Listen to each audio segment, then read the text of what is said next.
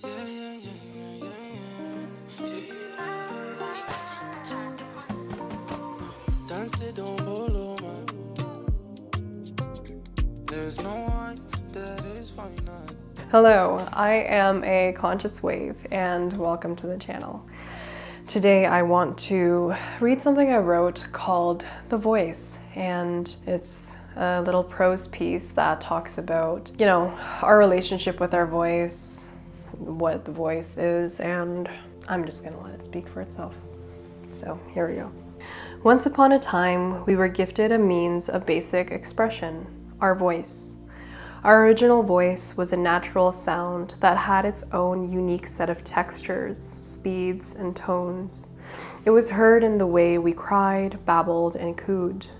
One day, we were told that we needed to learn a language, a string of sounds that would help us communicate faster and more directly with the handful of others who also understood that code. So we learned to contort our tongue and mouths into different shapes, performing a sort of verbal acrobatics. We spent years studying and practicing. We read literature, we gave speeches on random topics, we wrote dissertations for the sake of proving to others that we were indeed well versed in this code. Maybe it came gradually, but we started to realize that our voice was not just a tool to relay information, but that it also had the power to cast spells. With a string of sounds, we saw that we could completely change another person's countenance.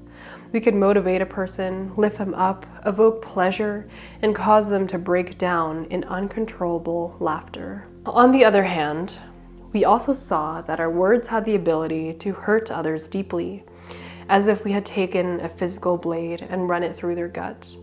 We would watch the other cry, shrink in posture, or become red in the face with murderous blood coursing through their veins, all due to a string of sounds. The few of us who understood this power took an interest in harnessing it and taking it to the next level. We searched for classes and instructors who would guide us on how to modify our voice so it would be more alluring, sexy, warm, and approachable. There were also other modules that taught us how to create a voice that would command respect in a room, or alternatively, one that would calm and heal others. So for thousands of hours, we listened to thousands of voices telling us 1,000 ways our voices should be. We contorted our pipes to become smaller, mouse-like, high-pitched, and delicate, so we could squeeze into the costume of a lady. Not too direct, but not too quiet either. We put on mascots, suits, and trained ourselves to glue our tongues to the bottom of the inside of our mouths and push the sound out with force so the people in the back can hear. Then one day, our voice disappeared.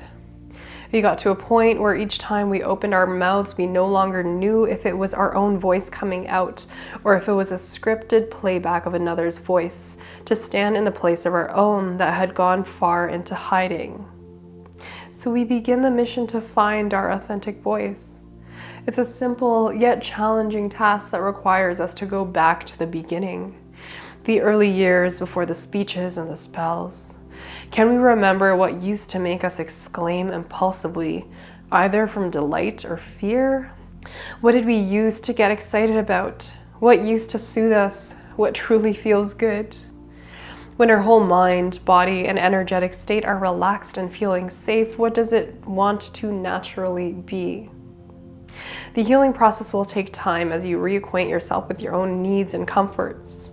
Maybe you'll discover that your natural voice has a soft, low, and slow quality, and that it wants to be in smaller spaces, where you can hear everything from the rustling of paper to the crackle of a candle wick. Maybe you'll learn that it's in those intimate settings where your true gifts flourish. To your surprise, maybe you'll learn that for years your voice has been a caged animal, and that when it's free and given the permission to, it wants to be loud and boisterous. You'll learn its happy place is in the vast spaces, alone with the earth and animals, where it is free to unapologetically be itself with no circus act to perform for anyone at all. Alternatively, maybe it longs to use its volume to lead, entertain, and inspire large groups. When you find your voice again, be kind to it. Nurture your relationship with it, and continue to be true to yourself. You may start to find that some others no longer can hear you or find you to be way too much for their own preferences, and that's all okay. Those who can hold you at your frequency and allow you to be exactly what you need to be, those are the few you can call home. Connect with that voice. Connect with your people. Thank you for listening. Keep flowing. There's no one that is finite.